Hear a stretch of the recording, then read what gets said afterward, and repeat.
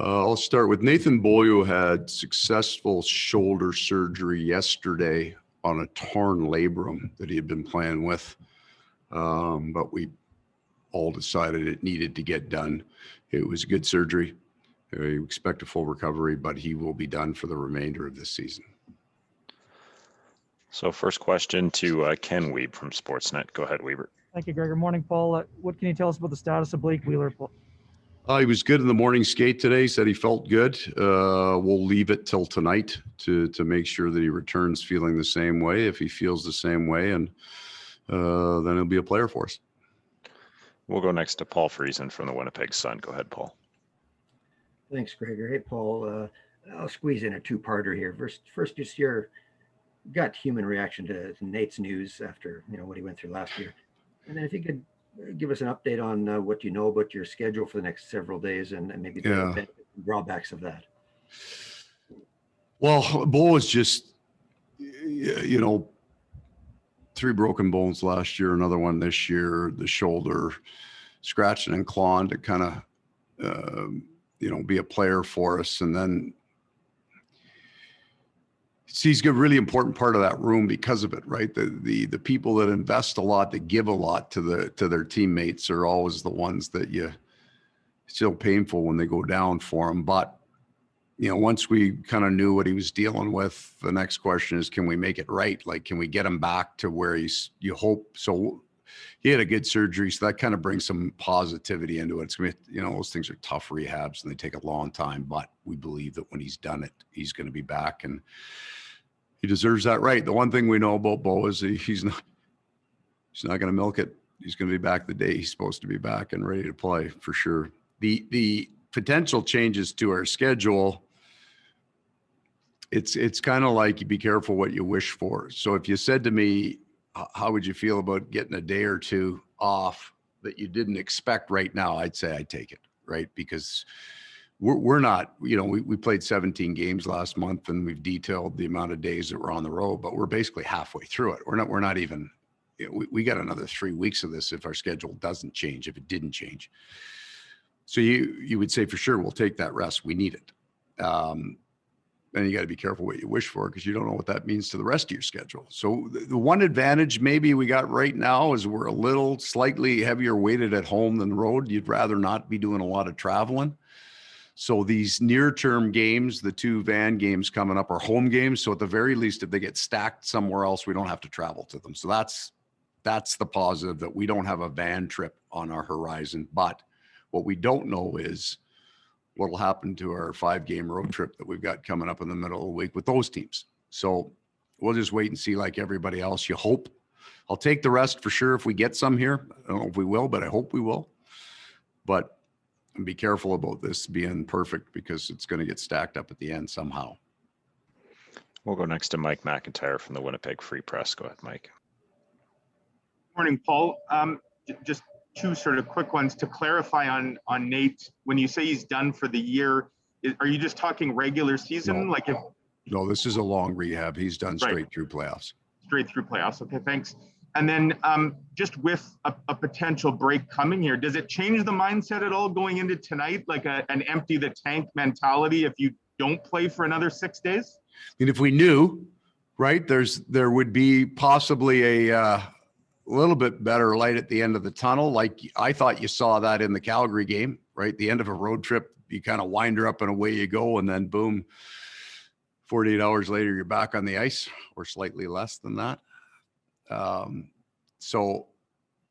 we won't know the answer to that, Mike. So we're not going to know unless something here, we find out some information, and I'm not going to be talking about it before the game. It will be more rumor and innuendo, or they'll read it on a website or something. So I don't know that it'll help us tonight, but I think that this not being the first game back, we should be a better hockey team tonight. We'll go next to Kelly Moore from CJOB. Go ahead, Kelly.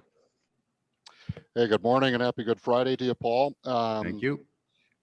Just in terms of the shorthanded goals you've given up this year, it's only 2, and it's only against the Toronto Maple Leafs. So first part of the question is, there something they do a little bit differently on their penalty killing than what you face? And with the alignment, is it basically 1 top, 4 low, and to guard against that kind of things? Is that far winger have to always be on red alert to the so-called other point guy? I think other than I would say with Toronto, they do have a number of players that kill that have excellent speed.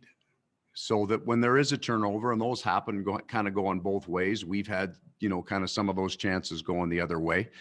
If you got a guy that can really skate, they're hard to catch.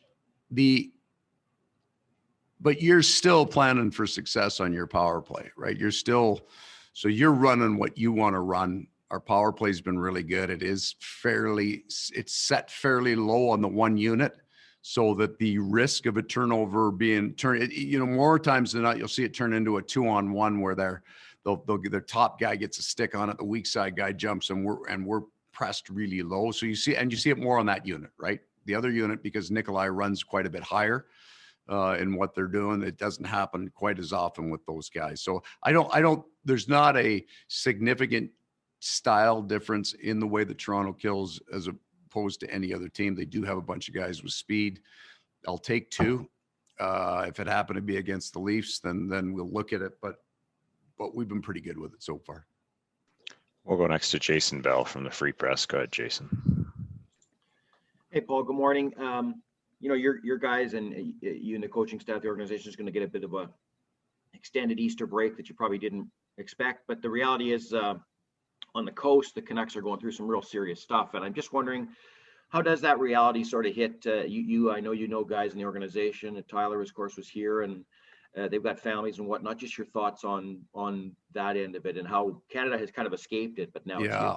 And that's probably the first piece that I would say is that, up until Montreal, maybe, I don't think we got casual here, but it didn't seem necessarily as real to us, right? It didn't seem to affect us. We've been really locked down, and it's almost, especially if you're on the road. So our most recent memories is that we've been on the road for the whole month, and you are truly then feeling quarantined, right? It's your hotel room, it's your rink, it's the meal room, and that's your life. So then you start to see that this is still very real for a lot of people. We were almost, truly in a bit of a mental bubble, right? I didn't feel there was a whole lot of chance of us getting it, because we're just, how would you? We just don't cross paths with anybody. And then boom, you have a number like coming out of Van, and it's you're worried for them.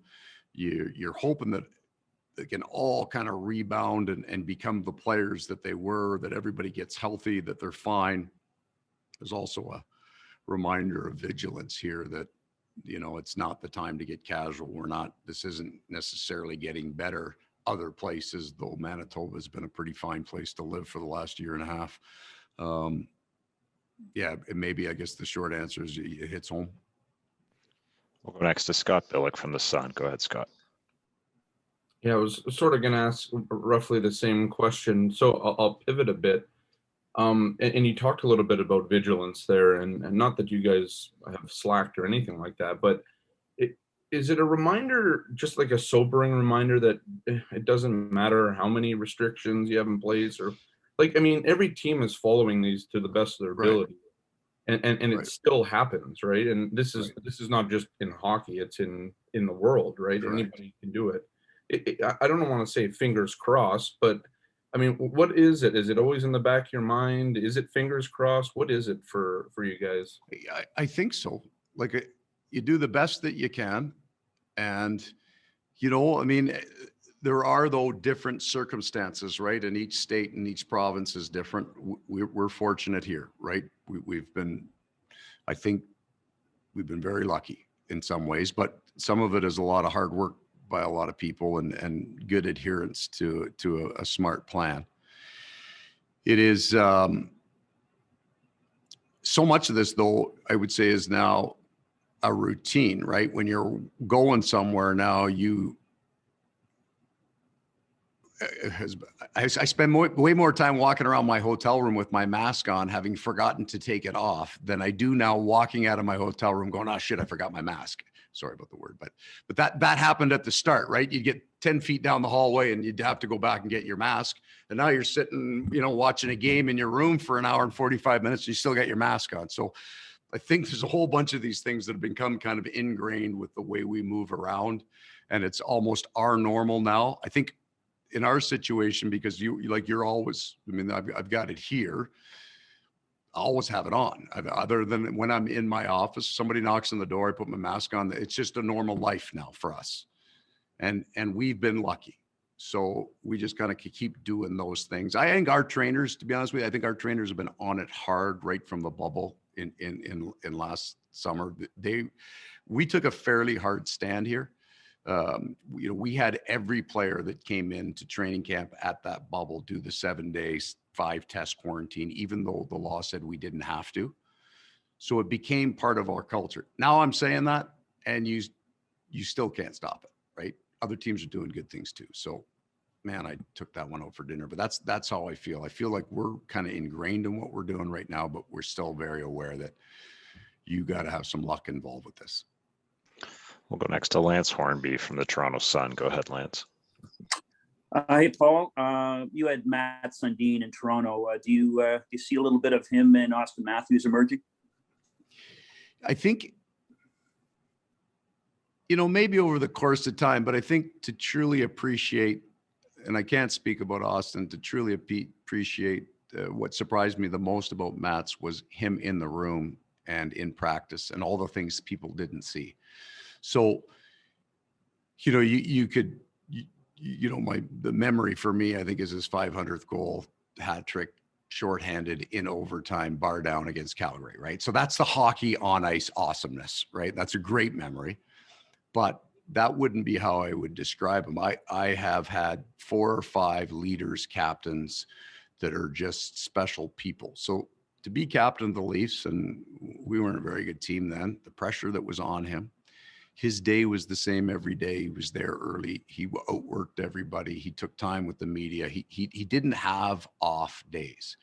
I think those guys, so I've had Ron Francis and Paul Coffey, and, this will surprise you maybe, with Tom Barrasso, those elite players that were champions,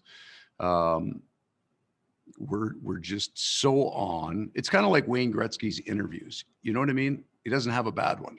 It's always what's right. Hockey first, family first, all those good things, right? So I think that when you are in that position that Auston Matthews is in now, you kind of go one of two ways. And he looks like he's going along that leadership, consistency, same way. Interviews are positive, interviews are right. He's forefront, he's front and center. He's front and center on the ice now, that he's going to develop into that kind of man. Just a couple more for Paul. We'll go next to Ken Weeb from Sportsnet. Go ahead, Weaver. Well, what did you see from the Lowry line when you pivoted to put them against Matthews late in the first? Yeah, the game changes at that point with us. When we lost Blake. I felt the Lowry line going back to 3 or 4 games before the Vancouver series was starting to get back to the game that they're really good at. They can be physical, they can be defense first, and then still spend time in the other team's end and be aggressive with it. They scored a bunch of goals, then they didn't shoot the puck for a little while, for a few games. And I'm hoping that they can, I think they're on the verge of kind of fulfilling the overall kind of grand plan with them, is that they wouldn't just be a checking line, that they would be able to score some goals. I'm not saying they're all going to score 30, but they will score big goals against the other team's best at some point in time and be able to shut them down. We'll go next to Mike McIntyre from the Free Press. Go ahead, Mike. Sorry, Paul, just another quick clarifier on Nate's injury. Did you say that he was playing through a torn labrum? Was that the injury that knocked him out No. to begin with? No, broke a bone in his hand on that block shot. And then that injury in his shoulder had deteriorated to the point that with those injuries, unless it's like catastrophic tear, there's always rehab or repair. There's always a discussion. What's the best way to do it? And then it had deteriorated to the point where you got a broken bone. This thing is not feeling better. It's got to get done, right? To give him a chance to be 100% healthy and be a player next year.